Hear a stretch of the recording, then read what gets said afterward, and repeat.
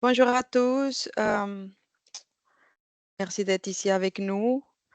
On va bientôt commencer le webinaire. Alors, Marie-Noël, est-ce que tu nous écoutes bien? Est-ce que tu oui, peux nous faire signe? bonjour, ouais, je vous entends. Il y a de l'écho.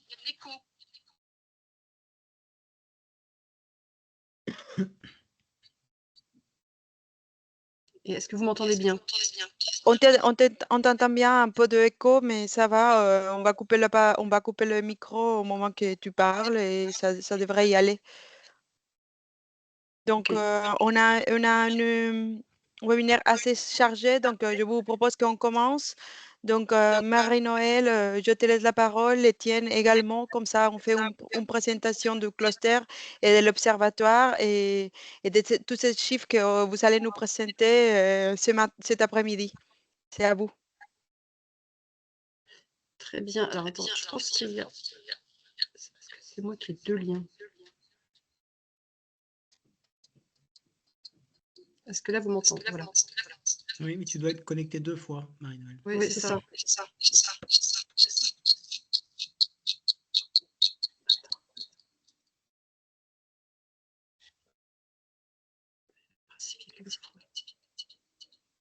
Parce que là, je vois qu'une fois.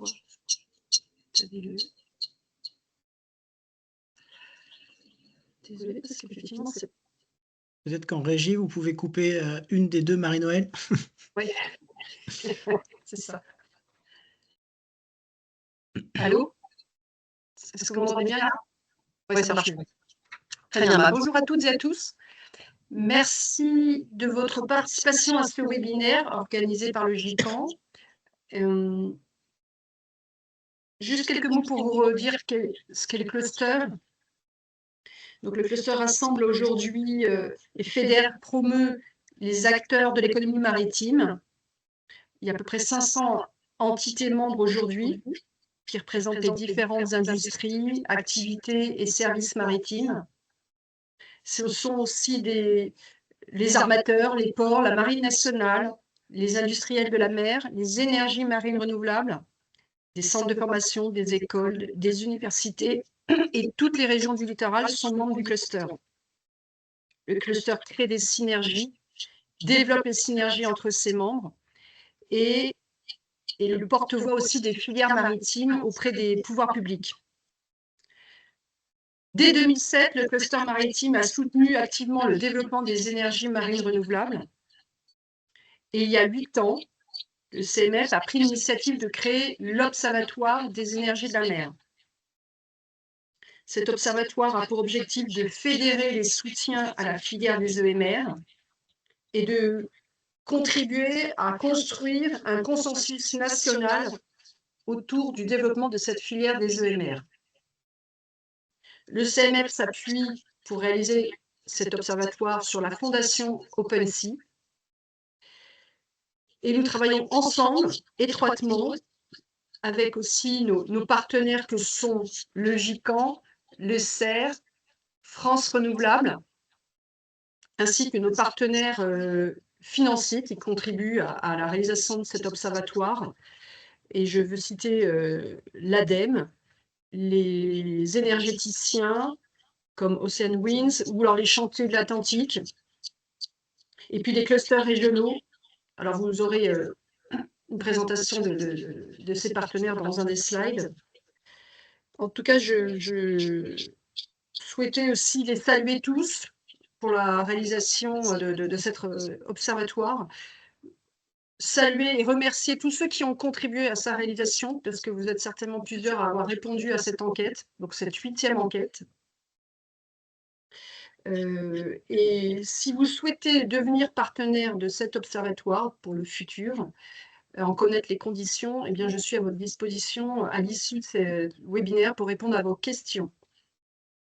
Donc, je crois que j'ai fait un petit peu le tour de cette introduction et je vais laisser la parole à Étienne Pourchet, qui est le directeur des partenariats de la communication de la Fondation OpenSea, avec qui nous travaillons étroitement pour présenter les résultats de cet observatoire. Alors, Étienne, Quels sont les principaux enseignements de ce rapport 2024 de l'Observatoire? Merci Marie-Noëlle. Merci à tout le monde qui s'est connecté. Là, on est très nombreux. D'où l'intérêt de présenter ces chiffres et l'évolution d'une filière stratégique pour notre pays. Ce que je voudrais dire en introduction, c'est m'associer à tous les remerciements de Marie-Noëlle, à la fois ceux qui permettent la réalisation de l'Observatoire année après année, et à la fois ceux qui répondent aux questionnaires et qui le diffusent. Parce que nos données, elles sont essentielles justement à la présentation de ces chiffres et de l'état de la filière française. J'insiste, c'est des données qui sont robustes. On a eu plus de 300 répondants au questionnaire. On ne fait pas d'extrapolation, on vérifie chacun des questionnaires et donc on va vous donner les chiffres qui sont vérifiés et non extrapolés sur le territoire français. Si on peut passer à la première slide, les 5 enseignements principaux pour répondre à la question de Marie-Noëlle sur ce rapport 2024 de l'Observatoire, c'est d'abord des investissements toujours en forte hausse à un niveau très important, 3,8 milliards d'euros d'investissement dans la filière l'an passé. C'est énorme par rapport aux autres années, vous verrez que c'est en forte augmentation. Et c'est essentiellement les développeurs exploitants, c'est-à-dire concrètement la construction des parcs sur les littoraux français qui amènent cette activité. Cette activité, justement, elle va se traduire en chiffre d'affaires pour les entreprises de la filière française. Et c'est là le deuxième enseignement, c'est qu'un chiffre d'affaires à 3,5 milliards d'euros l'an passé sur 3,8 milliards d'investissements, 82% d'augmentation d'une année sur l'autre, c'est très, très important. C'est 2 enseignements majeurs sur ce chiffre d'affaires, c'est que les investissements apportent de l'activité à nos entreprises, la construction de parcs éoliens, notamment au large de nos côtes, c'est de l'activité pour les entreprises dans nos territoires. Premier enseignement, ça veut dire que les entreprises françaises sont en capacité de capter une part importante des investissements et donc leur compétitivité est avérée, elle est choisie par les entreprises qui sont donneurs d'ordre. Deuxième enseignement sur ce chiffre d'affaires, c'est qu'une grosse partie est faite à l'export. Et donc la compétitivité dont on parlait à l'instant, elle est aussi valable sur un marché européen qui est lui-même en forte croissance, 1,45 milliard d'euros à l'export l'an passé. C'est un chiffre qui n'avait pas encore été atteint. Et donc on a un chiffre d'affaires qui augmente, et on le verra, qui augmente à la fois sur le plan national, capable de capter l'activité, et sur le plan européen, capable de démontrer au sein de la filière sa compétitivité. Ben, tout ça, ça se traduit concrètement en emploi, avec 8301 équivalents temps plein recensés dans nos questionnaires. Encore une fois, ce n'est pas de l'extrapolation, ça veut dire qu'il y a au moins 8301 emplois dans la filière en France déjà créés à ce jour. Aujourd'hui, on le verra, il y a un pacte entre l'État et la filière. On est sur un trend de environ 1000 emplois créés par an depuis 4 ou 5 ans. On est sur ce pacte. Concrètement, quelqu'un le disait récemment sur le salon Synergie, il faut bien s'imaginer, 1000 emplois par an, c'est une énorme usine industrielle en France créée tous les ans par la filière des énergies marines renouvelables. On a ajouté 2 indicateurs supplémentaires pour les chiffres clés. Le premier, c'est la création d'électricité, concrètement, dans le mix énergétique français, l'entrée de l'éolien offshore pour répondre à la demande toujours croissante, parce qu'on a toujours besoin de plus d'électricité dans notre pays, et notamment pour décarboner les usages avec l'électrification des usages. Et donc l'éolien offshore, avec la mise en service des premiers parcs, complètement pour celui de Saint-Nazaire et partiellement pour les autres parcs, dont celui de Saint-Brieuc. L'an passé, c'est 1,8 TWh, ça veut dire déjà 500 000 foyers, l'équivalent de la consommation de 500 000 foyers qui a été couverte par cela. Le 5e indicateur clé, qui a vu le jour l'an passé aussi et qu'on va continuer à monitorer dans les années à venir, c'est la taxe éolienne. Parce que sur ces parcs, il y a aussi une fiscalité qui permet au territoire de bénéficier, d'avoir un retour direct en termes de fiscalité de l'implantation de ces champs éoliens. Et donc, c'était 9 millions d'euros dès l'an passé sur le seul parc de Saint-Nazaire. C'est autant pour des projets sur les territoires littoraux, sachant qu'ils ont à faire face à de nombreux défis dans les années à venir. C'est un chiffre qui continuera à croître avec le développement des parcs. On peut peut-être aller dans le détail maintenant de ces chiffres en retenant donc ces 5 indicateurs principaux.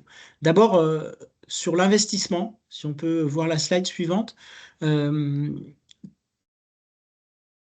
Voilà, si on regarde, j'allais dire acteur par acteur, parce qu'on a quatre questionnaires différents, un questionnaire pour les développeurs exploitants, un autre pour les entreprises prestataires et fournisseurs de la chaîne de valeur, un autre pour les ports et les autres acteurs industriels, et puis un questionnaire spécifique pour les organismes de recherche et de formation en public. Si on regarde bien les emplois, c'est évidemment dans la chaîne de valeur qu'il y a la majeure partie des emplois, mais les emplois augmentent sur tous les acteurs, sur tous les champs des acteurs. Donc ça, c'est un enseignement intéressant parce que ça veut dire que l'ensemble de la filière bénéficie de ce dynamisme. Et puis, l'autre enseignement, c'est que c'est dans la chaîne de valeur, c'est qu'on est en train de créer une filière industrielle stable dans notre pays. Sur la question de l'investissement, je l'ai déjà dit, c'est dans les développeurs exploitants, donc sur les parcs, qu'on va retrouver des investissements importants. Et le chiffre d'affaires, alors évidemment, on ne va pas calculer le chiffre d'affaires de la vente de l'électricité, mais bien le chiffre d'affaires industriel.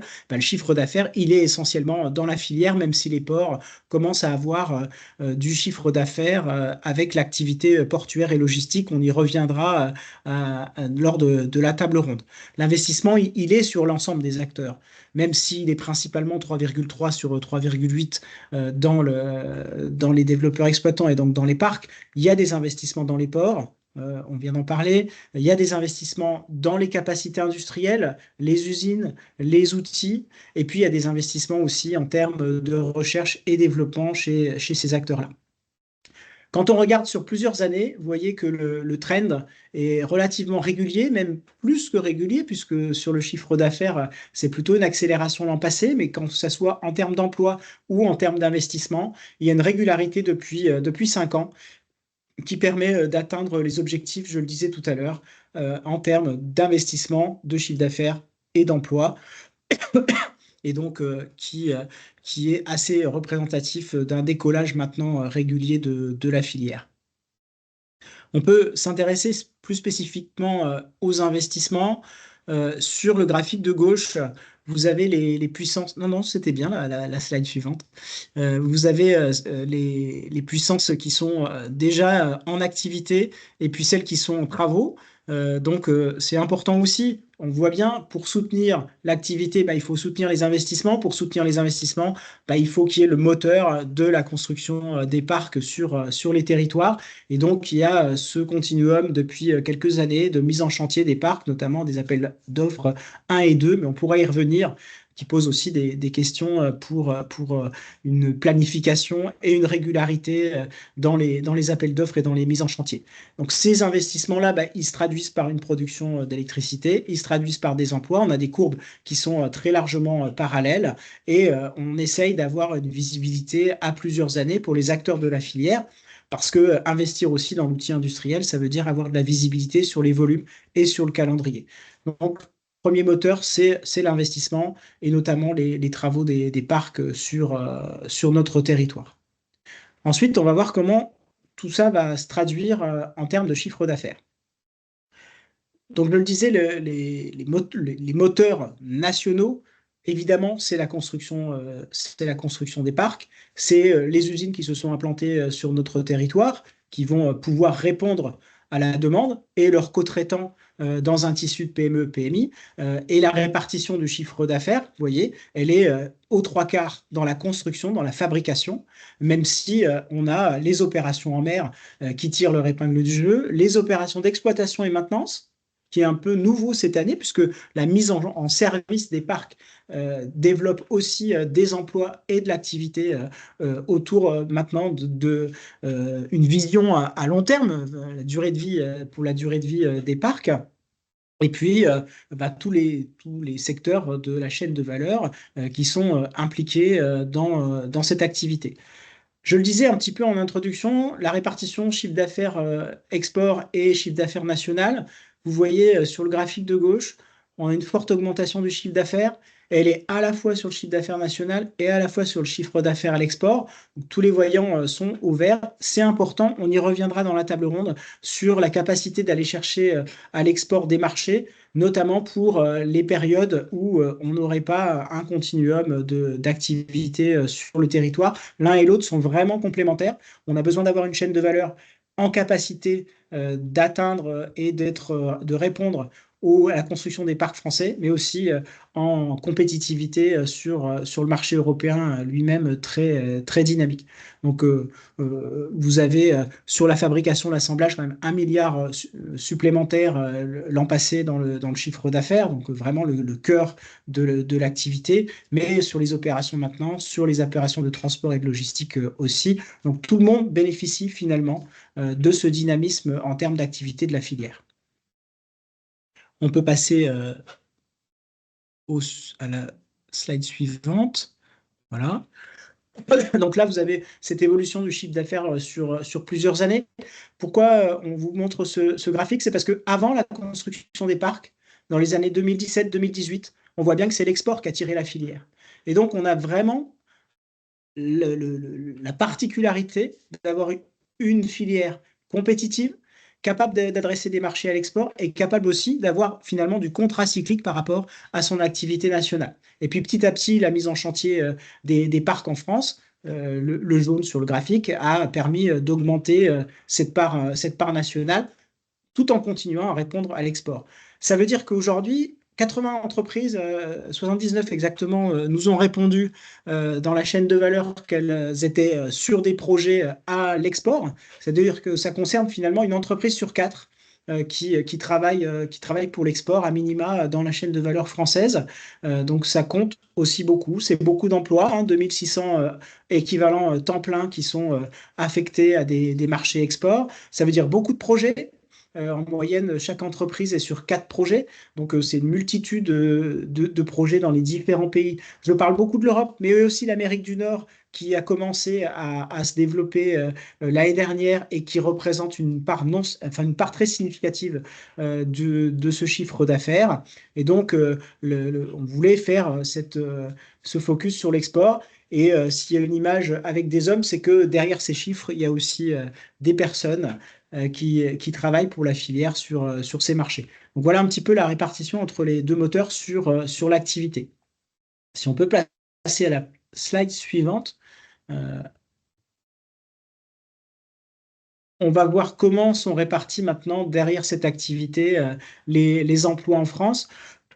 Alors on a plusieurs profils de territoires qui accueillent les emplois de la filière, les 8300 emplois de la filière recensés l'an passé. Ce qui est intéressant, c'est que ça concerne tous les littoraux et même des régions non littorales et même des régions territoires ultramarins.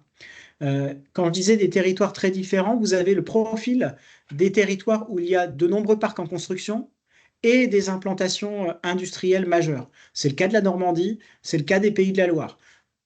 Deux territoires quasiment équivalents. Les Pays de la Loire sont premiers cette année pour l'emploi et aussi également pour le chiffre d'affaires. Mais on a un profil un peu similaire, vous voyez, avec des implantations industrielles au Havre, à Cherbourg, et puis notamment à Saint-Nazaire, des parcs qui sont en construction et qui continuent à alimenter aussi cette activité à la fois de construction et à la fois de production industrielle. On a d'autres territoires, notamment comme la Bretagne, qui est un territoire plutôt de tissu de PME-PMI, qui vont se diversifier. Je reviendrai tout à l'heure sur l'origine des entreprises de la filière, mais qui vont se diversifier, qui vont bénéficier à plein du dynamisme de la filière, à la fois à l'export et à la fois sur les marchés français, et qui tire ainsi son épingle du jeu, sachant qu'il y a plusieurs parcs on avait le parc en construction de Saint-Brieuc qui a été mis en service, mais on aura d'autres chantiers à venir dans les années suivantes, et notamment sur l'éolien flottant. Et puis pour parler éolien flottant, eh bien, on a les deux régions du sud de la France, qui elle aussi commence à poindre sur cette particularité d'être uniquement focus sur l'éolien flottant, avec 2 ports, chacun un port, avec des implantations industrielles assez majeures aujourd'hui et très impliquées, volontaristes, qui ont investi pour l'éolien flottant. Et puis, on l'espère très bientôt, la mise en chantier au-delà des 3 fermes pilotes de parcs commerciaux. Mais d'ores et déjà, les 3 fermes pilotes apportent de l'activité, du chiffre d'affaires et des emplois. C'est pas négligeable dans ces 2 régions françaises. Voilà. Puis après, c'est très diffus. On pourra répondre à des questions s'il y a des questions plus particulières. Ce qu'on peut dire, c'est qu'il y a une certaine concentration quand même en termes territorial, mais c'est diffus et tous les territoires en bénéficient. Il faut que chacun trouve sa place, son dynamisme, ses moteurs. Et il y a une concentration aussi autour de grandes entreprises industrielles. 46% des emplois sont concentrés sur 5 grandes entreprises industrielles qui elles-mêmes, à leur tour, ont des co-traitants et donc peuvent embarquer un certain nombre de PME, de TI et de petites entreprises des différents territoires. On peut passer à la diapo suivante sur cette chaîne de valeur justement, puisque, je le disais, on va répartir les investissements, l'activité et les emplois sur l'ensemble de la chaîne de valeur. Donc vous avez une petite présentation ici avec quelques types de métiers qui sont concernés. On va voir que l'aspect attractivité, métier, formation prend de plus en plus d'ampleur avec le développement de la filière. Donc des métiers très diversifiés sur l'ensemble de la chaîne de valeur. On a un besoin d'attractivité, de valorisation. Il y a des embauches très importantes, je le disais, 1000 emplois, c'est l'équivalent d'une grosse usine sur le territoire national chaque année. Donc, il faut aller former les personnes qui vont y venir. On a un enjeu aussi de féminisation de la filière, avec 25%. C'est un taux qui est plutôt en baisse par rapport aux années précédentes, ce qui s'explique aussi par la mise en construction et des métiers qui sont moins féminisés dans la chaîne industrielle. Mais ça veut dire qu'on a un gros travail aussi à faire de ce côté-là. Et puis, peut-être un petit détour par l'origine des entreprises qui sont impliquées dans la filière industrielle. Aujourd'hui, vous voyez la première barre sur le graphique qui est en bas à gauche, c'est les énergies marines renouvelables. C'est-à-dire qu'on a 18%, c'est-à-dire moins d'une entreprise sur 5 qui est uniquement consacrée aux énergies marines renouvelables. Plus de 80%, 4 entreprises sur 5 viennent d'autres secteurs industriels, notamment les activités construction navale. Merci encore au GICAN de nous accueillir aujourd'hui, mais pas seulement, on voit bien que ça irrigue l'ensemble des filières industrielles. C'est important pour 2 choses. Ça veut dire que pour ces entreprises-là, c'est une diversification, c'est un relais de croissance, ça peut être contracyclique. Et donc, c'est un bénéfice à la fois pour la filière des EMR qui bénéficie des compétences d'autres secteurs industriels, et c'est à la fois un bénéfice pour les autres filières industrielles qui bénéficient du dynamisme des énergies marines renouvelables. Et donc, ça encourage à continuer le développement des énergies marines renouvelables sur le territoire, ce qui mettrait sinon en difficulté un certain nombre d'autres filières industrielles qui ont déjà beaucoup d'implications dans les EMR. On peut passer peut-être à la suivante. On a aujourd'hui plus d'une entreprise sur 2 qui nous dit avoir des difficultés de recrutement dans la filière. 55%, c'est quand même non négligeable.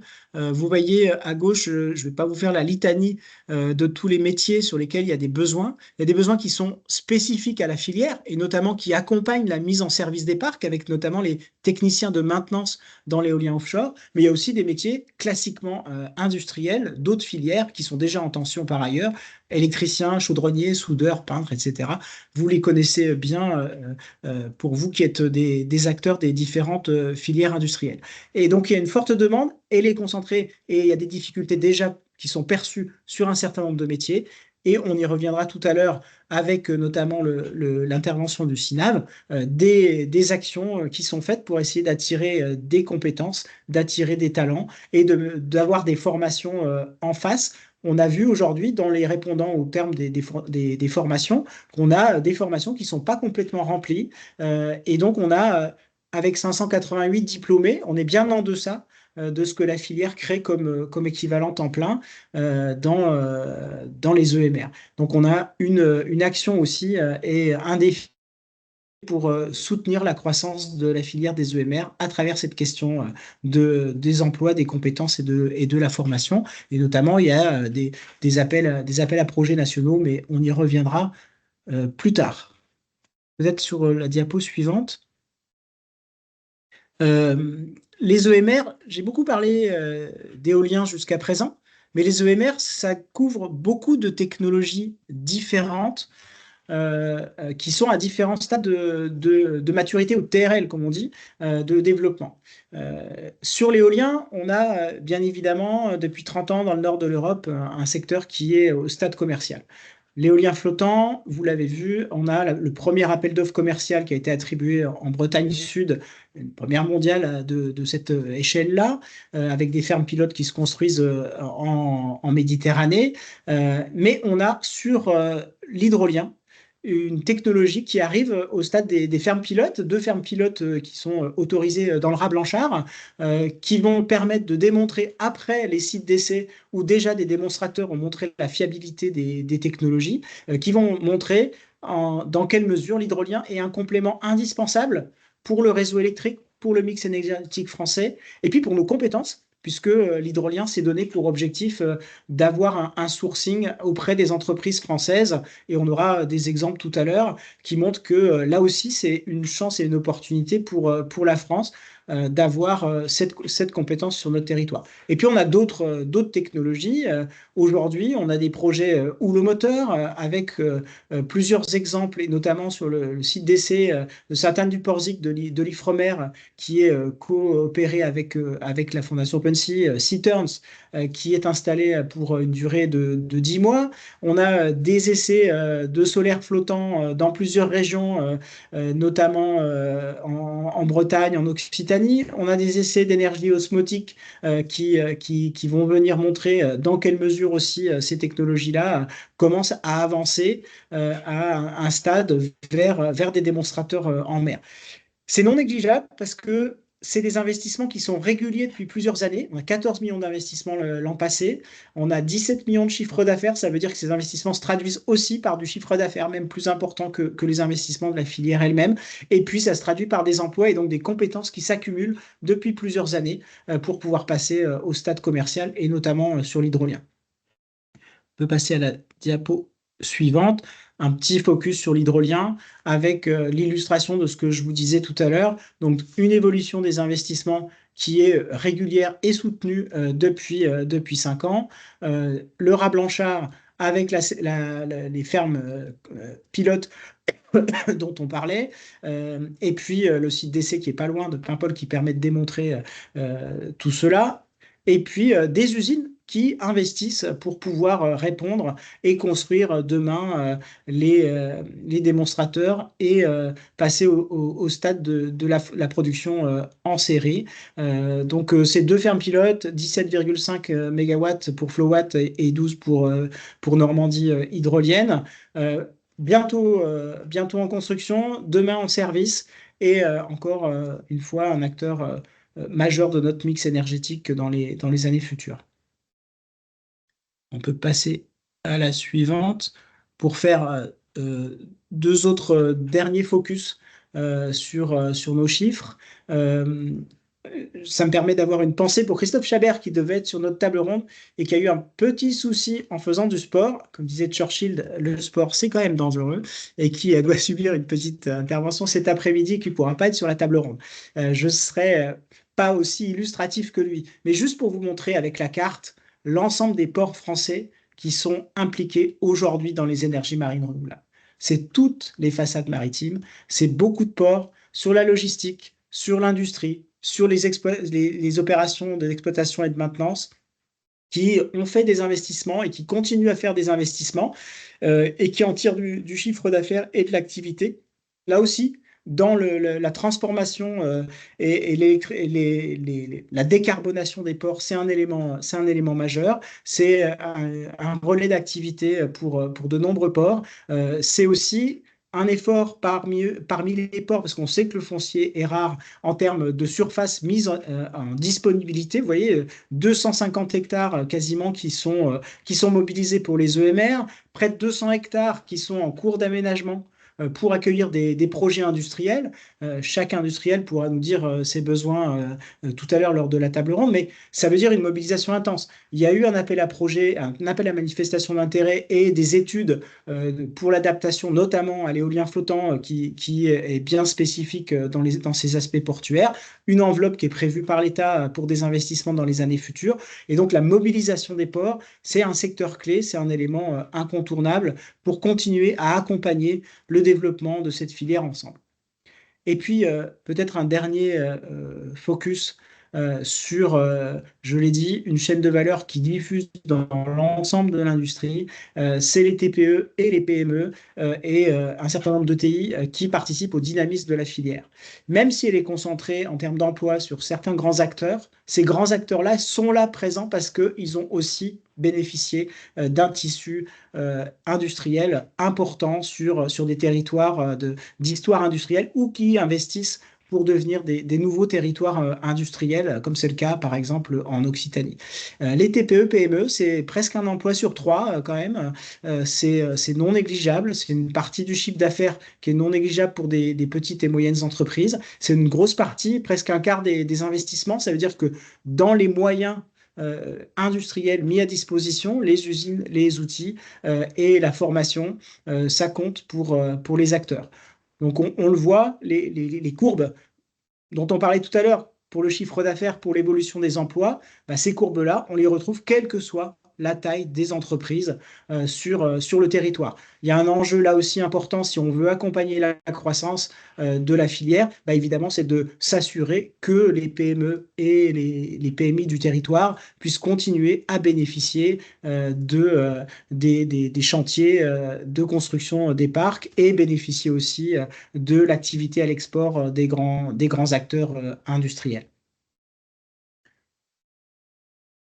Merci beaucoup, Étienne, pour cette présentation. J'imagine que c'est ta dernière slide, c'est ça? Oui, j'espère pas avoir été trop long. On pourra répondre. Il y a, j'imagine, des questions, mais on va laisser aussi illustrer mes propos de manière encore plus concrète. En effet, seulement pour vous donner un peu les règles du webinaire. Donc, vous avez un icône qui s'appelle questions et réponses. Et donc, vous pouvez déjà poser votre question là-bas et comme ça, bah, on essayera de les traiter au fur et à mesure. Mais vous comprenez qu'avec plus de 100 personnes en direct, c'est assez compliqué de donner la parole à tout le monde. Donc, maintenant, on va passer vraiment à la table ronde avec les participants de la table ronde. Et Étienne, comme il a évoqué, malheureusement, on ne peut pas avoir Christophe Chabert, président du port de Brest, aujourd'hui avec nous. Mais la table ronde, il reste très, très, très riche. Et on va commencer au Pays de la Loire avec un de nos industriels qu'on connaît bien ici, l'industrie navale maritime, Chantier de l'Atlantique, avec Frédéric Grissot, directeur de l'unité des énergies marines. Donc, on sait que vous avez eu plusieurs commandes cette année, que vous avez déjà donné une commande. Deux commandes nouvelles pour RWE et vous êtes avec trois nouvelles sous-stations pour RTE. Donc, Frédéric, tu pourrais nous parler un peu plus de ces commandes que vous avez aujourd'hui, comment vous voyez dans les années à venir ce marché et plus et spécifiquement, quelle est la place de l'export pour les industriels et la filière française? Merci Monica, merci Étienne pour ton très, très succinct et précis exposé. Bonjour à toutes et à tous. Très content de participer avec vous à cette table ronde, même si une table ronde autour d'un écran, c'est un peu moins convivial et probablement moins propice à l'échange. Je vais illustrer un peu le propos d'Étienne avec effectivement ce que fait Chantier de l'Atlantique dans ce domaine-là, et en particulier à l'export, hein, parce qu'on l'a mentionné, hein, le marché français est une partie du marché, une petite partie, j'illustrerai à la fin, mais l'export c'est important et la plupart d'entre nous, que ce soit GE ou nous, avons commencé à l'export avant même que le marché français ne se lance. Et nous n'aurions probablement pas pris de commande sur le marché français si nous n'y étions pas allés d'abord à l'export. Donc effectivement, on voit sur cette carte les sous-stations à courant alternatif que nous avons installées ou que nous sommes en train de construire et d'installer. Aujourd'hui, le chantier de l'Atlantique est numéro 2 en Europe pour les sous-stations à courant alternatif et nous en avons donc livré et installé une dizaine. Voilà un peu où ça se situe. Donc moitié export, moitié France. Sur la position de notre carnet de commandes, c'est le slide suivant. Voilà, donc je prends la période 2021-2025, hein, sachant que avant ça, nous avions installé 3 sous-stations à l'export en Allemagne, au Royaume-Uni et en Belgique. Sur la période passée, 2021-2023, on a fait les 3 sous-stations, Saint-Nazaire, Fécamp-Courseulles et installé Godewin en Allemagne pour Ørsted. Et actuellement, nous sommes sur Noirmoutier qui est installé, qui est en cours de raccordement, Dieppe-le-Tréport et les 2 sous-stations Nordsee Cluster 1 et 2 pour RWE pour l'Allemagne. Donc c'est effectivement 50% de notre chiffre d'affaires à l'export. Alors, je dois préciser quand même que dans le gros volume de chiffre d'affaires à l'export qu'Étienne a présenté, Chantier de l'Atlantique n'en est qu'une petite partie.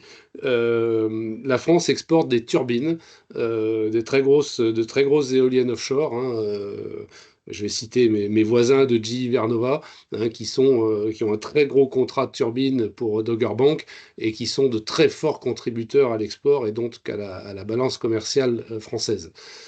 Alors sur les sous-stations, on mobilise effectivement plus de 200 entreprises françaises réparties sur tout le territoire, hein. La répartition ressemble est à peu près homogène avec celle qu'Étienne a présentée, hein. On a des gens en Auvergne-Rhône-Alpes qui ne savent certainement pas qu'ils contribuent à l'éolien offshore ou très peu. En tout cas, voilà, il y a du monde sur tous les territoires. Beaucoup de PME, dont beaucoup viennent de la construction navale, hein. Monica l'a rappelé, on est un gros acteur de la construction navale et on a embarqué avec nous plein de PME en recherche de diversification et qui nous accompagnent à la fois sur les marchés français et l'export. Donc indirectement, ces PME exportent au travers nous. En termes d'emploi, c'est plus de 500 personnes sur notre site dans les pics d'activité. Et les sous-stations que vous avez à l'écran là aujourd'hui représentent plus de 4 millions d'heures de travail. Donc on parle d'un impact extrêmement significatif. Je ne parle bien sûr que d'emplois directs. Les indirects, je ne les compte pas. On sait bien qu'il y a un facteur 2 à 3 si on prend les indirects. Alors, au-delà de ça, on a pris effectivement, c'est le slide suivant, la commande de 3 sous-stations HVDC pour RTE. Ça vaut la peine d'en parler parce que ça, c'est l'avenir, hein, c'est le futur, c'est des appels d'offres dont l'un est attribué, c'est Centre-Manche 1, et les autres devraient être attribués normalement en 2024-2025. Mais cela reste à voir et on y reviendra probablement autour de la table et dans la conclusion. Donc Centre-Manche 1, Centre-Manche 2 et Oléron, qui sont 3 très grosses sous-stations HVDC de 1,25 gigawatts, hein, dont les topsides pèsent pas loin de 13 000 tonnes. 13 000 tonnes, c'est à peu près 5 fois la masse de la sous-station de Saint-Nazaire. Donc un gros changement d'échelle. Et ça va se traduire par un changement d'échelle aussi pour toute la chaîne de valeur qui travaille avec nous.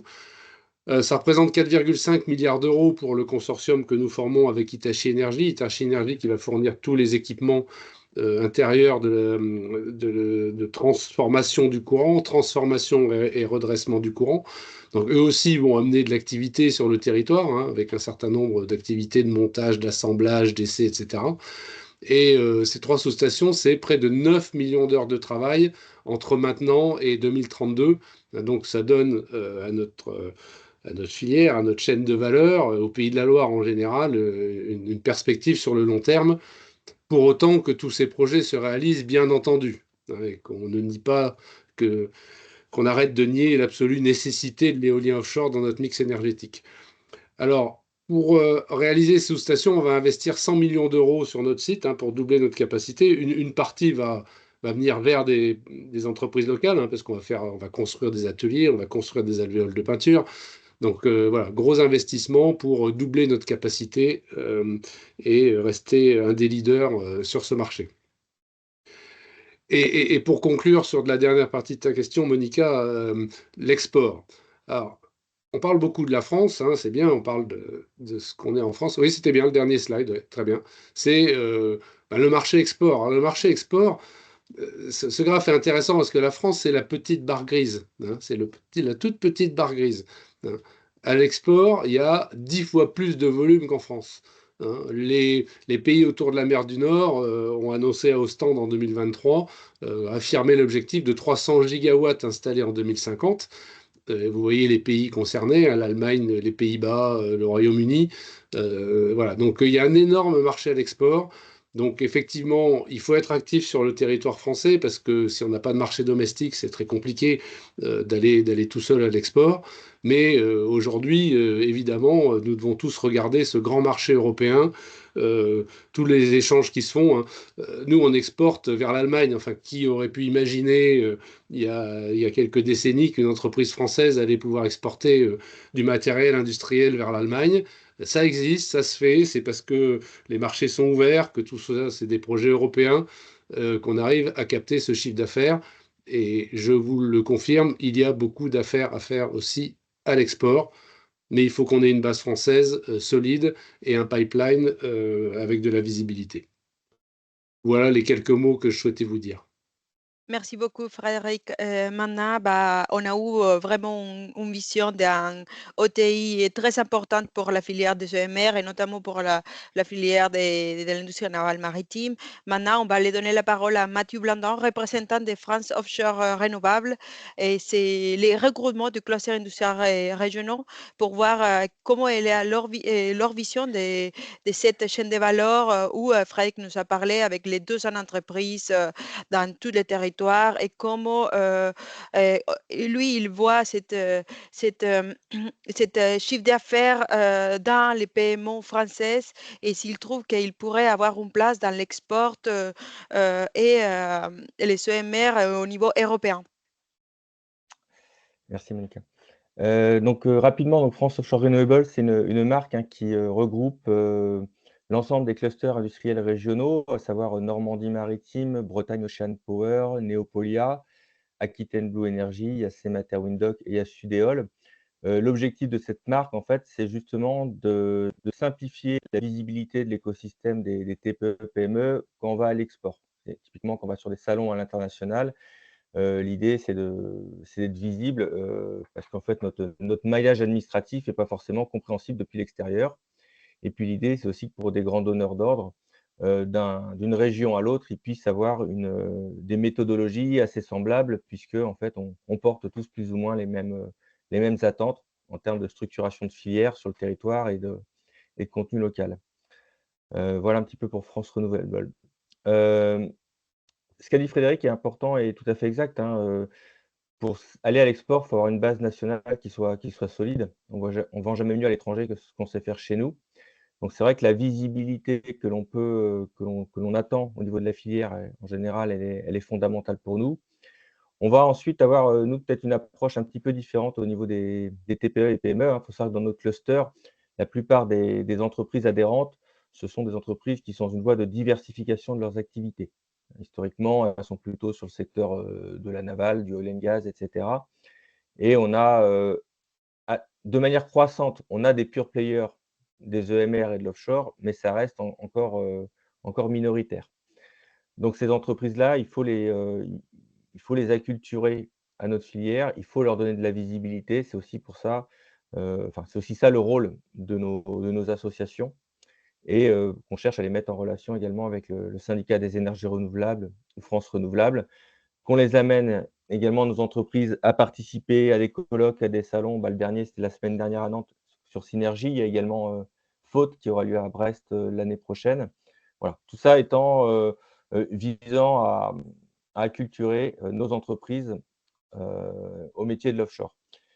La diversification à l'export, pour nous, elle est importante parce que, en fait, indépendamment du contexte géopolitique, du contexte politique français actuel qui, évidemment, nous met dans une grande incertitude, on a aussi, on va dire, un timing de réalisation des parcs éoliens qui s'est fait attendre jusqu'au lancement des parcs du Round 1, donc notamment du parc de Saint-Nazaire. Et puis, depuis la construction du parc de Saint-Nazaire, on a une relative régularité avec Saint-Brieuc à peu près dans les mêmes temps, Courseulles, Fécamp. Et puis maintenant, ça enchaîne avec Lieu-Noir-Moutier et Dieppe-le-Tréport. Les suivants, par contre, ils vont commencer à se faire attendre. C'est notamment le parc éolien de Dunkerque. Et on va avoir une période un petit creux de la vague là, en fait, en France, là, pour certaines activités. Et donc, du coup, il va falloir qu'on occupe nos entreprises, qu'on maintienne nos compétences, qu'on se développe. Et donc, du coup, l'international, effectivement, très important pour ça. Et je crois que ça a été dit tout à l'heure, ça va être fondamental pour nous, pour les entreprises, d'être visibles depuis l'international. D'où l'importance d'avoir ces fameux colloques et salons que j'ai cités tout à l'heure, parce que c'est vrai que c'est quand même plus facile d'être visible en étant chez soi et en faisant venir les autres à nous, que d'aller nous disperser en faisant la tournée des colloques et des salons aux quatre coins de la planète. Donc c'est vrai que c'est cette organisation qu'on est en train petit à petit d'améliorer au niveau national, elle est importante pour éviter en fait de s'épuiser dans notre démarche commerciale. Puisque quand on a des TPE, évidemment, il n'y a pas la même force que quand on est dans des grands groupes. Un autre axe stratégique va être évidemment de s'appuyer sur ces grands donneurs d'ordre. Donc là, on a un excellent exemple. Alors moi, je suis de Nantes, hein, donc on peut témoigner de l'excellent exemple que représentent les chantiers de l'Atlantique en matière de recours à la sous-traitance locale et de structuration de filières. Pour nous, c'est important. D'autres acteurs comme GE Vernova, comme Siemens Gamesa, etc., sont également des piliers de notre industrie. Et c'est vrai que ces entreprises-là, elles sont en mesure d'aller prendre des contrats à l'export. Et donc, pour nous, au niveau des entreprises, c'est un moyen aussi de les accompagner dès lors qu'on est capable de leur témoigner de notre motivation et de notre engagement à les suivre. Parce qu'évidemment, tout ne se fait pas tout seul. Voilà. Et puis, on a certaines entreprises, je pense dans l'ingénierie, notamment les études, qui, elles, peuvent assez facilement s'exporter. C'est un peu plus compliqué pour des entreprises de la maintenance. Déplacer du personnel avec du droit du travail qui n'est pas forcément identique partout, c'est plus compliqué des fois que de faire de l'étude. Donc, on a ces deux typologies d'entreprises, celles qui vont assez facilement et indépendamment s'exporter, dès lors qu'elles ont un produit qui est différenciant dans l'ingénierie souvent. Et puis ensuite, ces entreprises qui ont plutôt fournir du manpower qui, elles, vont plutôt être dans la roue de grands donneurs d'ordre. Voilà. Et puis derrière, il y a cette question de visibilité. Donc, je ne sais pas si j'ai dressé l'ensemble du point. Si ce qu'on peut peut-être rajouter aussi, c'est que pour compléter ce qu'a présenté Étienne, c'est que c'est vrai qu'historiquement, ce sont les grands donneurs d'ordre quand même qui ont structuré l'emploi et le chiffre d'affaires au niveau français. Ça va rester le cas. Mais l'objectif de la filière est quand même d'arriver à 20 000 emplois en 2035, sur les 8 300 qu'ont présenté Étienne. Et c'est vrai qu'il y a une bonne partie de ces emplois-là aussi qui vont venir soit de l'accueil de nouveaux grands donneurs d'ordre. On n'aura peut-être pas des fabricants d'éoliennes ou de sous-stations dans chaque département, mais dans l'ensemble de la chaîne de valeur, il y a aussi des segments qui ne sont pas encore fournis en France. Je pense aux pièces de transition, aux fondations qui vont venir avec le flottant. Donc, on a encore un levier au niveau de ces grands donneurs d'ordre. Et puis, dans la sous-traitance, puisque les grands donneurs d'ordre, en fait, font des petits en général, dans les hinterlands au niveau portuaire. Voilà, donc ça, c'est un petit peu l'objectif auquel on va concourir au niveau de notre typologie d'entreprise. Merci beaucoup, Mathieu. C'est très clair, on a bien compris. Il faut donner la visibilité, il faut être présente. Ces nouvelles salons qui seront mis en place en France, c'est très important pour toute la filière française. Mais aujourd'hui, on a parlé beaucoup des éoliens en mer. Donc, je vais donner la parole à Guillaume Gréau. Et lui, il est directeur de développement chez HydroQuest. Aussi, il vient du semaine, de la maison de semaine qu'on connaît très, très bien aussi, notamment comme chantier de l'Atlantique, un chantier de construction navale, notamment des bateaux gris.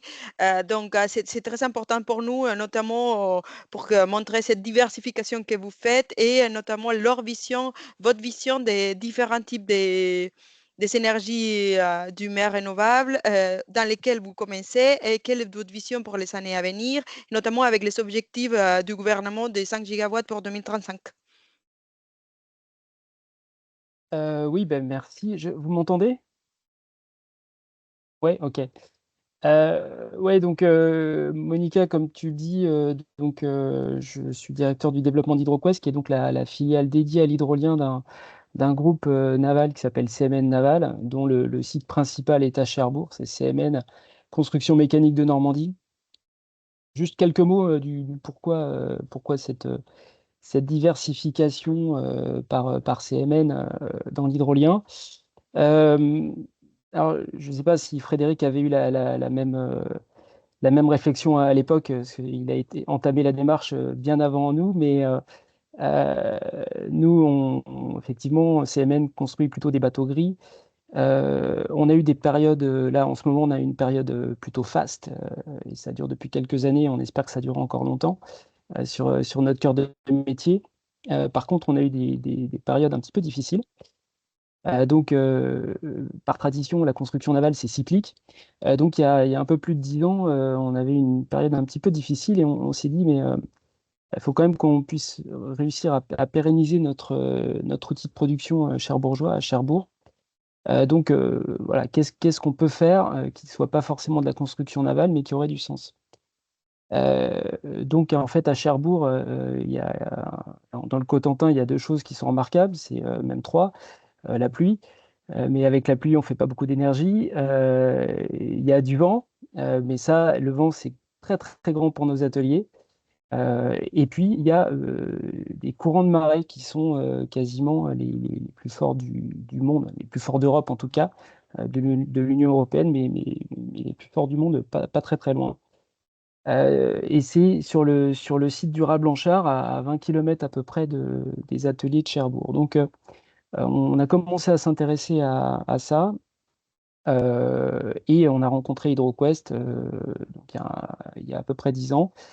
Le courant a pris, c'est le cas de le dire, entre les sociétés et CMN est monté graduellement en capital de l'entreprise pour en être aujourd'hui majoritaire. Donc, le sens pour nous, c'est ça, c'est quelque chose qui localement ait du sens. Donc, il y a juste à côté de chez nous, donc pour nous et puis pour nos partenaires industriels locaux, il y a du sens à développer l'hydrolien.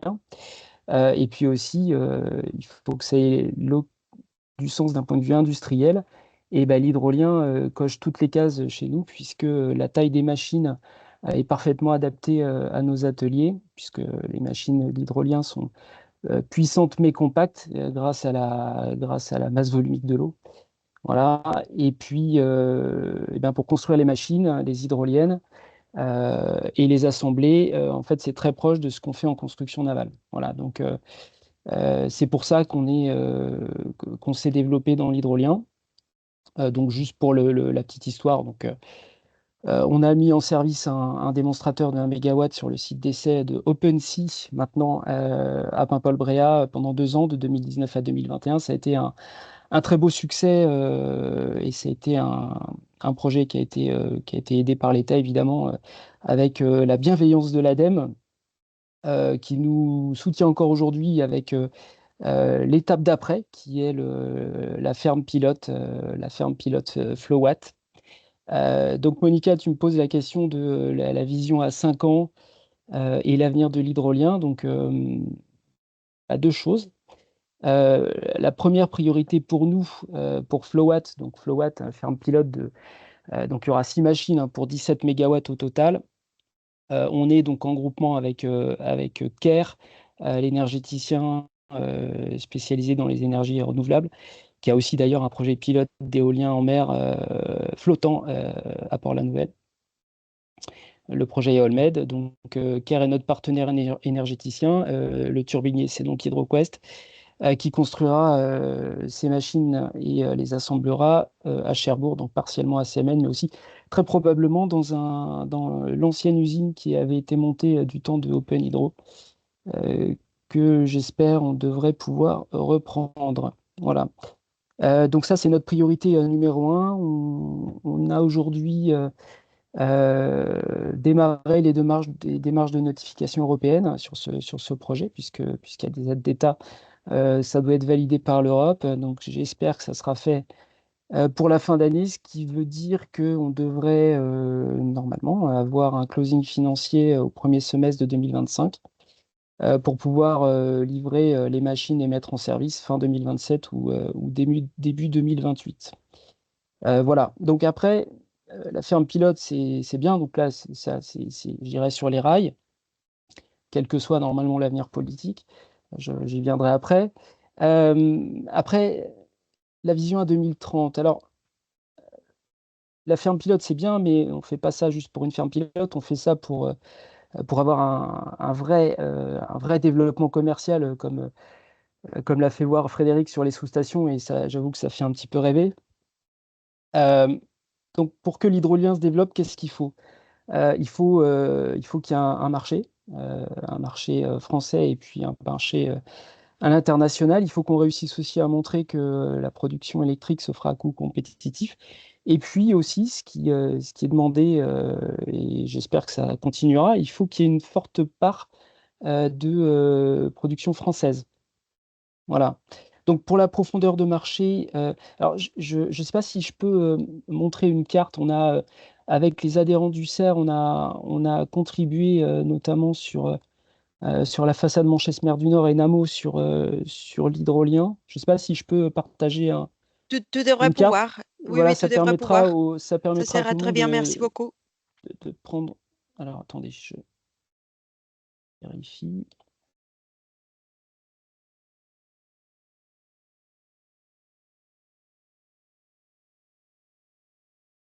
Voilà, est-ce que vous la voyez? Oui, oui, oui. Ok, super. Donc l'enjeu, c'est ça. Donc première chose, montrer que la profondeur la profondeur de marché est là.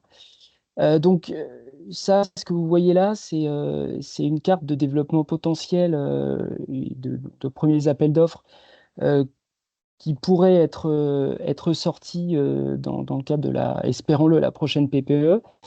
Avec des premiers projets de 250 mégawatts, un premier projet de 250, puis une extension de 500. C'est ce qui a le plus de sens euh, pour qu'on puisse standardiser notamment les raccordements, comme ce qui se fait sur l'AO5 de l'éolien flottant, hein, avec une sous-station RTE de 750 mégawatts, dont j'espère d'ailleurs qu'elle sera construite à Saint-Nazaire au chantier de l'Atlantique. Voilà, donc on voit sur cette carte-là que, en fait, sur une zone extrêmement compacte qui fait à peu près 50 km², vous avez Aura-Blanchard en Normandie, un potentiel qui est supérieur à 4 gigawatts. Donc ça démontre que le marché est là et vraiment à nos portes. Pour la Bretagne, on a fait le même genre d'exercice avec un potentiel de l'ordre de 1 gigawatt sur le passage du Fromver. Voilà. Donc la profondeur de marché, ça c'est OK. Après, pour le coût de l'électricité, et alors évidemment, il faut qu'on donne non seulement au service de l'État, mais aussi aux énergéticiens qui nous accompagnent, des perspectives de coûts qui sont acceptables. Et on aura un LCOE qui sera inférieur à 100 euros le mégawattheure à partir du premier gigawatt installé, pour tout un tas de raisons très classiques, hein, dont l'effet de volume, l'effet d'échelle, avec des machines avec une puissance unitaire qui seront plus importantes que celles qu'il y a aujourd'hui. Et puis également l'amélioration continue de la performance de nos machines. Donc un LCE inférieur à 100 euros le mégawattheure. Nous, HydroQuest, on vise plutôt 80. Et on sait donc comment y aller. Donc ça, c'est la deuxième case cochée. Donc le marché est là, le coût est acceptable. Et ensuite, la forte valeur ajoutée française. Ça, c'est vraiment une spécificité qu'on a développée dès Ocean Quest, hein, dès le prototype. On avait sur ce prototype 80% de la valeur qui avait été confiée à des entreprises françaises, le 20% restant étant l'installation avec des bateaux de l'oil and gas. Et malheureusement, on n'est pas très très bon encore en France sur le sujet, mais en tout cas pour la fabrication des machines, c'était quelque chose de quasiment totalement français, avec d'ailleurs la Normandie, la Bretagne et également les pays de la Loire, sans compter Auvergne-Rhône-Alpes, pour la fourniture de tous les éléments. Voilà. Donc nous, ce qu'il nous faut maintenant, c'est comme tout le monde, c'est de la visibilité. Donc dans les 5 ans, la vision à 2030, nous, ce qu'on souhaite, c'est à l'instar de l'éolien offshore flottant où vous avez eu un premier appel d'offres commercial alors que les fermes pilotes étaient pas livrées, hein, étaient en cours de construction. Donc nous, c'est la même chose. Il faut absolument qu'on ait cette visibilité commerciale pour baisser les coûts. Donc ce qu'on vise, c'est une attribution en plusieurs appels d'offres, évidemment, d'à peu près 1 gigawatt en 2030, dont les 750 mégas que vous voyez là sur la carte Aura Blanchard. Voilà. Alors, c'est vrai que je vais parler un tout petit peu de politique, hein, parce que c'est quand même important en ce moment. Donc c'est vrai qu'on a aujourd'hui quand même un contexte politique qui est assez incertain. Pourquoi on y croit quand même? Alors pour l'hydrolien, euh, avant la dissolution, il y avait eu quand même des indices assez forts sur le fait que l'hydrolien était quand même assez transpartisan. Je m'explique, on a eu deux propositions de loi faites, une par la gauche, donc Europe Écologie Les Verts, et soutenue notamment par l'EPS et LFI, et puis une autre proposition de loi par l'IOT, qui est plutôt un groupe des centristes. Euh, Dans ces deux propositions de loi sur l'énergie et la future PPE, c'est ce qui voulait être fait, l'hydrolien en volume commercial apparaissait, hein. Donc ça, c'est c'était plutôt positif côté Assemblée. En parallèle, au Sénat, il y a eu également récemment une proposition de loi, qui celle-là est toujours en cours puisque le Sénat n'est pas dissous. Cette proposition de loi, elle est portée plutôt par la droite, donc par les Républicains.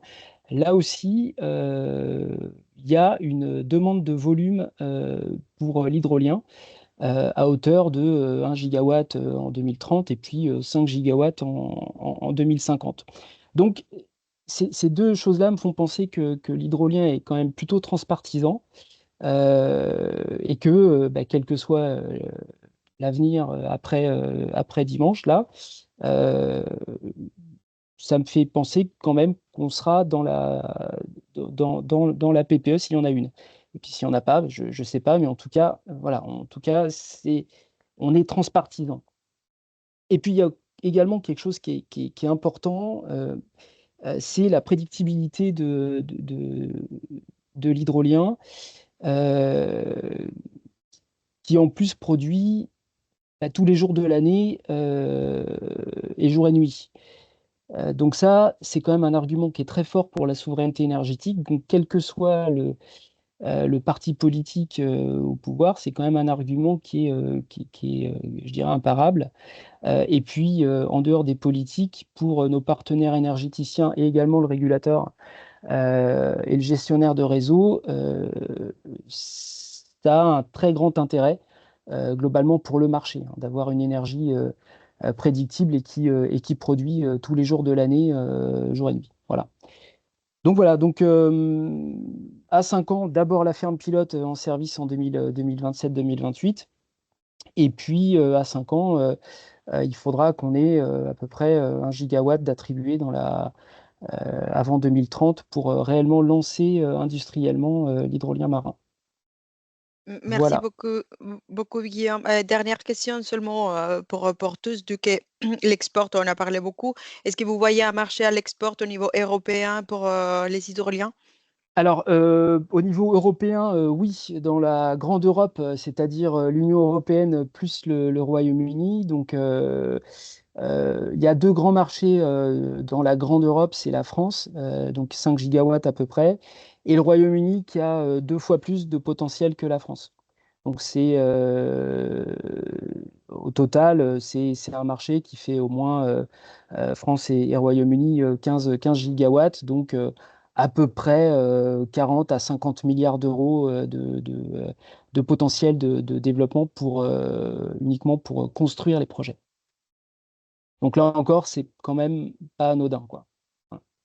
C'est clair. Merci beaucoup, Guillaume. Et Merci. on a notre dernière intervention de Marc, directeur de développement du SINAV. Et donc, on a entendu dans cette table ronde des présentations de l'Observatoire les problématiques de recrutement qu'on ne trouve pas seulement dans cette filière, mais déjà dans une nouvelle filière qui commence à se former. Il y a déjà des problématiques avec un marché qui agrandit et augmente au fur et à mesure. Un entreprise sur deux et trouve des problèmes de recrutement, comme indique Étienne. Donc, tu pourrais dire quelques mots sur cette problématique. Qu'est-ce que vous faites au SINAV pour attirer les jeunes? Merci, Mac. Oui, ben merci Monica, puis merci au GICAN d'organiser cet après-midi très intéressante. Moi, je suis très heureux de retrouver un certain nombre d'acteurs que j'ai croisés par le passé au début de l'aventure des EMR en France. Alors, quelques mots sur SINAV. Donc, SINAV pilote la commission emploi, formation, compétences de la filière des industriels de la mer. Donc, cette filière industrielle de la mer, c'est l'une des 19 filières répertoriées par le ministère de l'Industrie. Elle regroupe les entreprises du secteur naval, civil et militaire, les industries nautiques et les énergies en mer. Et donc, SINAV est une association qui a été créée par les industriels, par l'État et les régions, pour soutenir l'emploi, formation, compétences de cette filière. Donc, c'est une association publique-privée, très opérationnelle, qui agit selon 3 axes au service des entreprises de la filière. Donc, le premier axe, c'est l'attractivité des métiers de la filière, hein, j'y reviendrai tout à l'heure. Le deuxième, c'est de l'ingénierie de formation, c'est-à-dire qu'on crée du contenu, on influe, on fait évoluer les propositions, les offres de formation. Et puis le troisième axe, ce sont des développements de projets. J'illustrerai tout à l'heure par un projet que nous lançons à l'automne et qui nous concerne directement aussi sur la filière des énergies en mer. Alors, effectivement, pour répondre à ta question, notre GPEC, alors nous, on mène une GPEC tous les ans, donc sur l'ensemble de la filière. Donc, on interroge les entreprises sur leurs perspectives d'emploi et en particulier sur les métiers pour lesquels ils ont des difficultés à recruter. Alors, ce qui est rassurant, hein, c'est que ce que tu présentais tout à l'heure, Étienne, évidemment, ça converge, hein. On retrouve la plupart des métiers que tu as présentés avec une forte tension sur les métiers de production, hein, les ouvriers, les opérateurs, les techniciens, et puis ça devient aussi compliqué pour les ingénieurs. Et donc, ce qu'il faut savoir quand même, c'est qu'au-delà des énergies marines et puis de l'éolien en particulier qui se développe et qui a un fort développement, les entreprises de la filière sont aussi en croissance. Elles sont en croissance. Tout à l'heure, je crois que c'est Guillaume qui parlait de l'activité du cœur de métier de CMN qui se porte bien, effectivement. Donc, les perspectives sur les années à venir sont bonnes. Donc le naval, l'industrie nautique, les autres secteurs énergétiques, et puis aussi les autres secteurs industriels sont en fort recrutement. Donc c'est une vraie problématique, hein, on va en reparler, mais là c'est vrai, le côté positif, c'est qu'on se développe.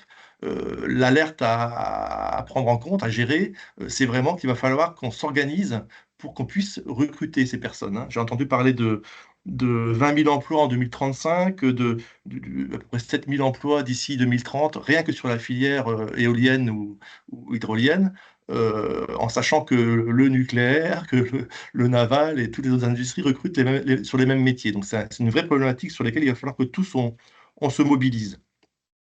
Alors, la filière, donc je dis aujourd'hui à peu près, ce qu'on voit, nous, sur l'ensemble des métiers de la filière, c'est à peu près 10 000 recrutements par an. Et sur la carte que vous voyez à gauche, là, ce n'est pas une carte exclusivement EMR, hein, c'est une carte sur l'ensemble de la filière, mais qui est relativement représentative quand même de ces industries-là. On voit que selon les régions, effectivement, il y a des appels, des besoins de recrutement, des besoins de création de nouveaux emplois sur une trentaine de métiers seulement, hein. Là, c'est 30 métiers en tension sur plus de 500 métiers dans la filière. Donc, vous voyez que sur excusez-moi, vous voyez que sur le pays, on retrouve un pays de la Loire, évidemment, Normandie, Sud, Nouvelle-Aquitaine, la Bretagne. Et tout ça, ça représente 26 emplois en tension. Je vais pas tous vous les donner, mais on va retrouver beaucoup d'emplois de métiers que vous aviez cités, chaudronniers, les dessinateurs projeteurs, un technicien projeteur, c'est vraiment une denrée extrêmement rare. Les électriciens à câble de puissance, des ingénieurs cybersécurité, des mécaniciens, des électriciens, des soudeurs, des stratifieurs composites, des techniciens ingénieurs hydrographes, techniciens de maintenance éolienne offshore, donc c'est des métiers un peu plus spécialisés. Donc tous ces emplois sont en forte tension. Pour information, une étude récente de l'UIMM alertait sur le fait qu'en 2030, on formerait à peu près seulement la moitié des soudeurs et des chaudronniers nécessaires à la filière. Nécessaires aux filières d'ailleurs. Donc on voit qu'il y a une vraie problématique. Donc ça, c'est un petit peu poser un petit peu le contexte global. Alors, une première chose à dire, c'est que les emplois de l'éolien offshore sont rarement spécifiques, hein, ce que je disais tout à l'heure. La plupart du temps, ils sont communs avec les autres composantes de la filière, le naval, le nautisme. Et même certains métiers qui sont plus spécifiques, comme les techniciens de maintenance, les ingénieurs électricité haute tension, sont aussi, eux, en forte tension. Et donc, pour la plupart des métiers, il existe cette concurrence. Et pour une filière jeune et en fort développement comme l'éolien en particulier, c'est un sujet qui est vraiment à prendre en considération. Donc, il faut vraiment que les acteurs de la filière, les entreprises, se mobilisent, qu'on agisse tous ensemble pour essayer de faire en sorte d'anticiper ces problématiques. Le deuxième message, c'est les aspects de l'attractivité. L'éolien offshore est un secteur qui est plutôt attractif pour les jeunes et pour les personnes en mobilité professionnelle. Cependant, de manière générale, les métiers industriels le sont beaucoup moins. Il faut vraiment qu'on travaille ensemble sur l'attractivité des métiers industriels. Donc la plupart des formations pour ces métiers existent déjà, elles sont parfois en nombre insuffisant, mais surtout elles ont du mal en fait à remplir les cohortes. C'est-à-dire qu'on a des formations qui ont des effectifs de moitié, parfois pire, et il y en a qui s'arrêtent parce que faute d'apprenants. Donc il faut agir avec nos entreprises. Alors nous, on travaille avec nos adhérents donc, qui viennent du monde naval et qui viennent de plus en plus aussi du monde de l'éolien. On a une action sur l'attractivité via des rencontres directes. En fait, c'est un travail de terrain, c'est un travail de. On sillonne les sites plutôt côtiers, les sites industriels un peu partout en France. Il faut aller au-devant des jeunes parce que, en particulier sur les formations de techniciens et les formations d'ouvriers, les gens sont peu mobiles. Hein, ils vont pas se déplacer. Ils vont peu se déplacer pour se former. Ils vont peu se déplacer aussi pour des raisons professionnelles. Donc, il faut aller vraiment au-devant d'eux. Et donc, ce sont des contacts directs. Hein, vous voyez, donc nous, on a investi, on a développé des outils, des conteneurs qui sont itinérants, qui vont dans les salons d'orientation, qui vont dans les salons professionnels, qui vont au-devant, dans tous les événements possibles. On est présent aussi dans les événements grand public, hein, puisqu'il faut évidemment s'adresser aux jeunes, aux étudiants, aux scolaires, aux enseignants, aux parents, hein, qui sont des prescripteurs. Et donc, c'est un travail de chaque semaine. Hein. Il n'y a pas une semaine où on n'a pas des événements un peu partout sur les côtes françaises. Et on a également des sites où on accueille en fait du public. Donc, on a un site à Brest, hein, un grand showroom à Brest avec un certain nombre d'équipements pédagogiques qui permettent vraiment essayer de marquer un petit peu l'esprit de ces visiteurs, leur donner envie de venir travailler dans notre secteur. On a également un site à la Seine-sur-Mer près de Toulon et on vient de développer cette année une implantation à Rouen à la Maison des métiers de Marseille. Et puis l'année prochaine, on va ouvrir quelque chose avec EFAIS, hein, qui est un centre de formation auquel CMN participe d'ailleurs à Cherbourg, et puis au centre de formation UMM en Pays de la Loire. Donc l'appel que je peux faire, c'est vraiment on le fait avec nos adhérents. Je pense qu'il faut vraiment que les entreprises se mobilisent pour participer à cette aventure d'améliorer l'attractivité. Donc il faut identifier des ambassadeurs métiers. Il faut faire témoigner en fait vos salariés. Il faut avoir une action spécifique aussi sur la féminisation des métiers, hein, parce qu'on le disait tout à l'heure, à peu près 25% de femmes dans ces filières-là. Et pour les métiers de production, c'est 7 à 8%. Sachant qu'évidemment, il n'y a aucun des métiers qui est exclusivement réservé à la gente masculine. Donc, il y a un gros travail aussi à faire sur la féminisation. Alors, on organise, nous, des événements spécifiques sur ces sujets-là. Et on demande, on fait vraiment en sorte que les entreprises nous accompagnent. Donc, on conçoit des vidéos, on fait témoigner des jeunes qui parlent de leur parcours, qui parlent de leur carrière. On a aussi une action sur les formateurs, sur les enseignants, c'est-à-dire qu'on organise des séminaires de formation des formateurs, de formation des enseignants. On en a quasiment tous les mois, un peu partout en France, pour leur donner les éléments, pour leur montrer les métiers du domaine maritime et plus spécifiquement ici de l'éolien. Merci beaucoup, Et, Marc. alors, j'avais juste un dernier point, c'est sur l'ingénierie de formation. C'est-à-dire que c'est important aussi d'apporter du contenu aux formations. Et donc, on développe des modules de formation, on met à disposition des organismes de formation, que ce soit l'éducation nationale, l'enseignement supérieur ou les centres AFPA. On leur met à disposition des kits de travaux pratiques, des sujets de travaux très pratiques sur le terrain pour permettre donc effectivement de maritimiser, de colorer EMR, ces formations. C'est absolument indispensable. Merci, Donc, Marc. si j'ai juste une seconde pour parler du projet Fortem qu'on va lancer à la rentrée avec pas mal d'acteurs. On est un peu short de temps, désolé, C'est un peu Marc. short, voilà. Donc, Oui. en sachant que donc effectivement, avec la fondation OpenSea, on va organiser des formations qui mettront à profit les sites d'essai et qui mettront à profit les sites en mer. On fera venir en fait les apprenants sur site. Voilà. J'en reste là, mais je reste ouvert à vos questions. Merci beaucoup, Marc. Et donc, comme on en discutait, on se trouve dans une situation politique assez compliquée aujourd'hui avec les élections de dimanche. Donc, je vais donner la parole à France Renouvelable, à Mathieu Monet, délégué général de France Renouvelable, à Freddy Curiso, de nouveau, mais avec cette haute casquette de vice-président du comité OSMR du CER, pour vous dire quelques mots sur la situation d'aujourd'hui et qu'est-ce que vous pensez du contexte. Merci. Vas-y Frédéric, je t'en prie. Non, non, vas-y Mathieu, moi j'ai déjà parlé, je te Bon. laisse la priorité. Je pense qu'on va dire des mots assez similaires, donc je compléterai ce que tu vas exposer. Très bien, bonjour à toutes et à tous. Merci de nous donner la parole sur ce sujet qui est très simple, hein, évidemment.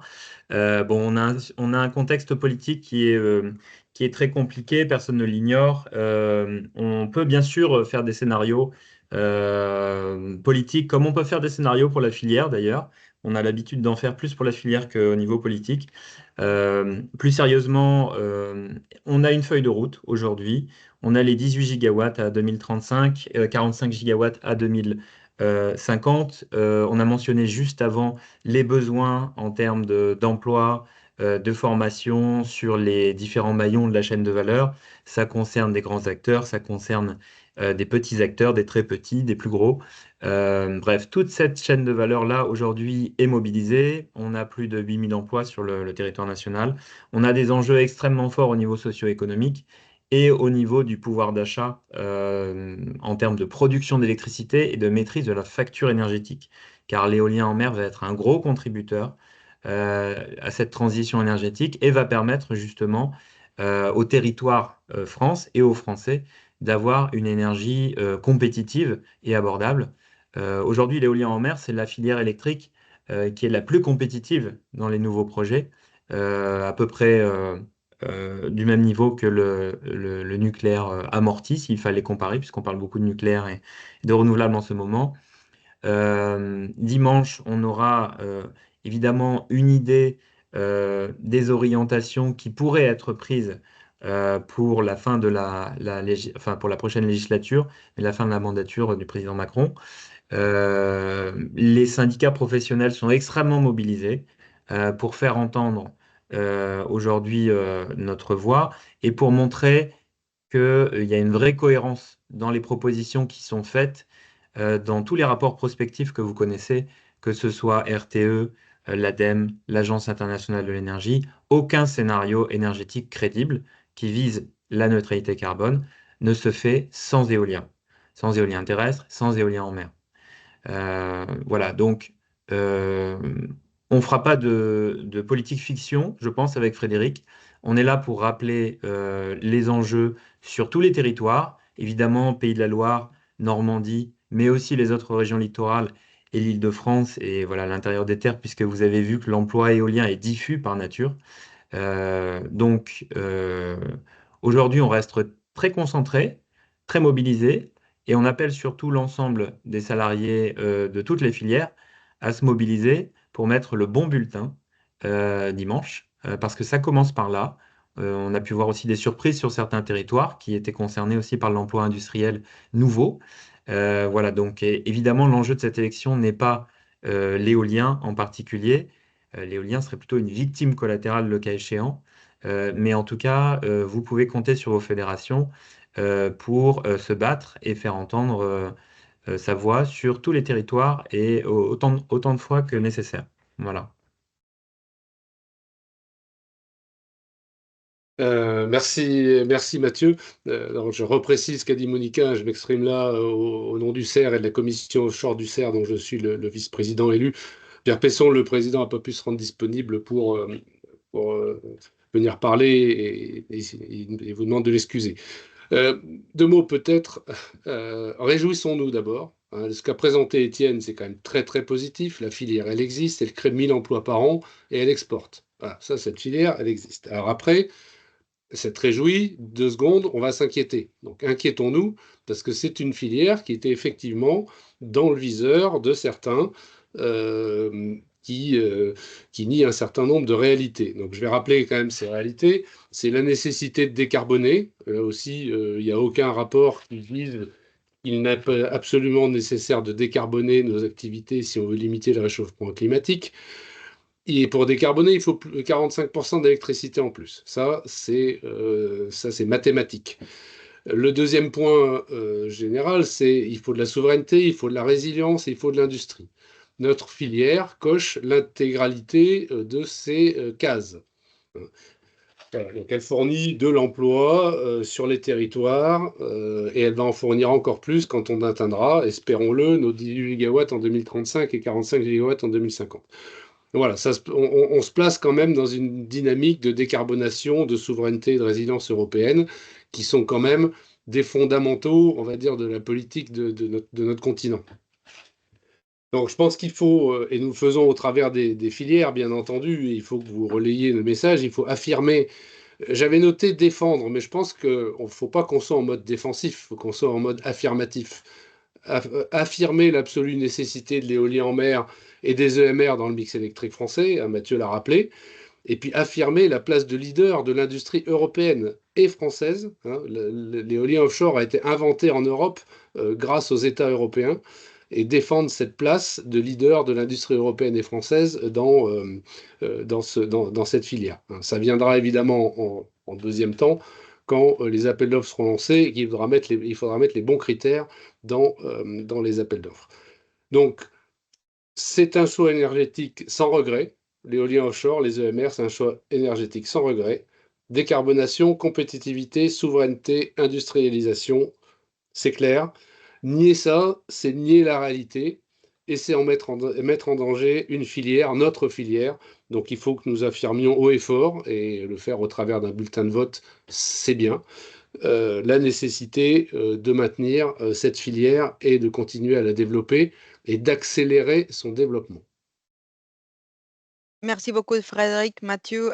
On est complètement d'accord. On est ici, toutes les fédérations, syndicats à votre disposition pour toute question et on se mobilise pour cette situation un peu délicate, on va dire. Mais je vous remercie à tous pour cette panel très très riche des interventions. Je crois qu'on a fait un peu le tour. La table ronde, on a abordé presque tous les sujets. Et pour finir cette table ronde et le webinaire, je vais donner la parole à Marie-Noël du cluster maritime pour clôturer.